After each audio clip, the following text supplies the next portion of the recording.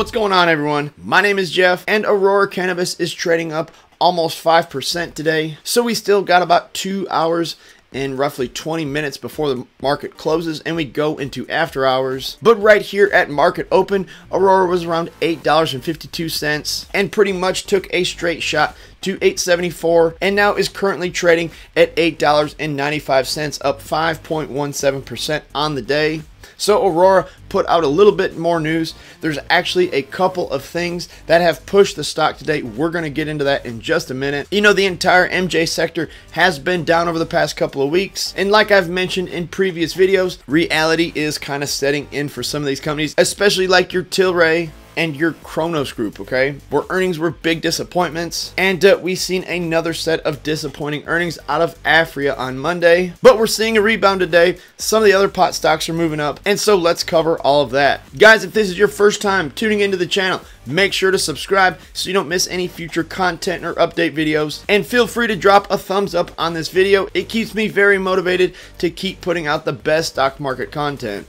So news broke just a couple of hours ago that Aurora Cannabis is to acquire the rest of Hempco. What they've done, guys, they've agreed to acquire the remaining interest in Hempco Food and Fiber, and that is for roughly $1.04 per share by Canadian standards, and that's reflecting a total transaction of 63.4 million Canadian dollars. So ACB initially invested in Hempco in 2017. They are a provider of hemp and CBD extracts, and so again, this just gives Aurora a little bit more grip on the hemp and CBD extraction side. You know, like I mentioned in my last ACB video, they have leadership at the helm that is not only focused on customers and employees, but very, very focused on stock market investors, okay? Even though we have seen some of the MJ stocks cooling off and slowing down a little bit, I still encourage you all to hang on to your MJ stocks, because long term, Aurora has winner wrote all over it. And also, Canopy Growth's co-CEO Bruce Linton made comments at a conference in Toronto that the company expects to generate over $1 billion in sales over the next 12 months. Now, of course, this is Canopy Growth, not Aurora Cannabis, but just making those kinds of comments. You can see the related tickers down at the bottom of the screen here. Tilray is up almost 4%. Kron is up about 2.5%, and Aurora is up about 2.1%. And of course, we just seen a minute ago that Aurora is actually up closer to 5% today. And so I kind of classify this as a hype article, and of course you all know how I feel about that. You know that these CEOs of these big pot companies, they do have to come out and keep generating excitement, especially when you start to see the share price falling on a Canopy Growth, Aurora Cannabis, a Tilray, and a Kronos Group, simply to keep investors interested, okay? Now let's talk a little bit about Aphria's earnings on Monday. That actually hurt the sector.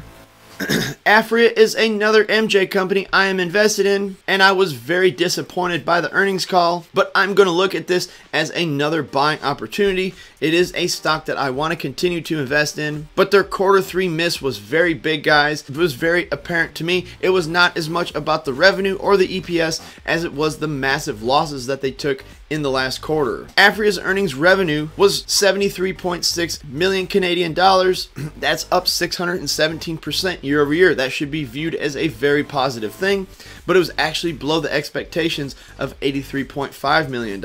And so when Aphria reported earnings, as you can see down at the bottom, it took a very collective toll on the entire market, dropping Tilray, Aurora, Kronos Group, and Canopy Growth down all over 3% in one trading day.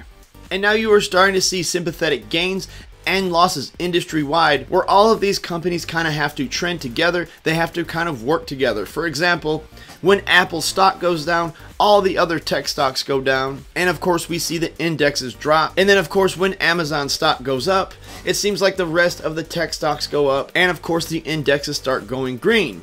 I find the same kind of thing happening in the marijuana industry, with specifically Aurora, Canopy Growth, Aphria, Tilray, and Kronos Group, okay? Their Q3 report had net loss of $50.2 million, and that is compared to a net income of $54.8 million. Their number of kilograms sold declined to 2,636 kilograms from 3,408, though average selling price increased to $8.03 per gram from $7.51. So again, the whole point of this exercise, guys, is that we can't just be cheering for Aurora Cannabis to succeed. We have to want all these companies to succeed. And again, that's another reason why I encourage you all to invest in ticker symbol MJ. You know, I've spoke many times about on this channel, which houses pretty much all these companies, and its biggest positions are in Canopy Growth and Aurora and GW Pharmaceuticals. But again, their adjusted gross margin declined from 47% to 18%. That is probably, in my opinion, the most disappointing news of Aphria's earnings report. Now, that is primarily reflecting higher distribution business sales with lower gross margins than the cannabis business, okay? There was also a temporary increase in packaging and distribution costs. So Aphria has to become a lot more efficient, and seeing that big of a drop in gross margins, guys, is a little bit bothersome, but I still have full confidence in Aphria's future. And so really, guys, all Aurora is getting today is just kind of getting some of its gains back that it lost from the disappointing earnings call from Aphria. If you go back to the 10th of April, you know, ACB was still over $9.10 a share. And like I said before, it traded down on that really disappointing earnings call from Aphria. And now it is rebounding. And it would be nice to see ACB trade back up over $9 today. Two, guys, the option prices have settled down a little bit. So I have the May 31st call options pulled up on ACB, guys, and you can go all the way down to the bottom and you can actually buy in ACB call options very, very inexpensively right now. So right here at the bottom, you have an $8.90 break-even point. So the stock is pretty much exactly where it needs to be in the money. And those options right now, guys, are $4.90, and they only get cheaper the more you go up. Right here, like I said, all of them have an $8.90 break-even point. And even right here, like the $9, I'm pretty confident ACB is going to see $9 and greater, 9 to 10% gain to get in the money on those. Okay, those would run about $200 a contract right now if you're interested in playing some options.